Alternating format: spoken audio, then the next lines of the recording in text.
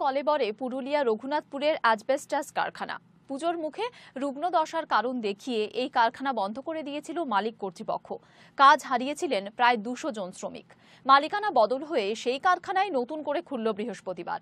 স্বভাবতই খুশির হাওয়া পুরুলিয়ার রঘুনাথপুরে। পুরুলিয়ার রঘুনাথপুর এখন ভাবী শিল্পতালু, জমিজটের সমস্যাও খুব একটা নেই। অথচ রঘুনাথপুর 2 নম্বর ব্লকে নন্দুকা গ্রামে চালু অ্যাসবেস্টাস কারখানাটি অযৌক্তিক কারণে বন্ধ করে দেয় মালিক কর্তৃপক্ষ।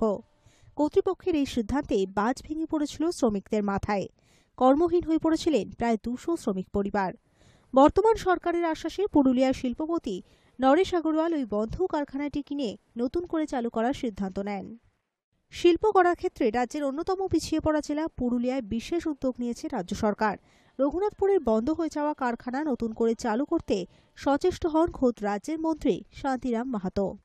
মুখ্যমন্ত্রী চেষ্টা করছেন, আমাদের মাননীয় মুখ্যমন্ত্রী পরিবর্তনের পরে তিনি চেষ্টা করছেন যে পুরুলিয়ার মতো এইসব পিছিয়ে পড়া এলাকাতে যাতে শিল্প স্থাপন হয় এবং যেসব শিল্প অর্থাৎ যেসব কারখানাগুলো বিগত দিনে বন্ধ হয়ে আছে সেগুলোও যাতে করে চালু করা যায়, চালু করে কর্মসংস্থান বাড়ানো যায়, এই উদ্দেশ্য নিয়ে সহযোগিতার হাত মুখ্যমন্ত্রী বাড়িয়েছেন।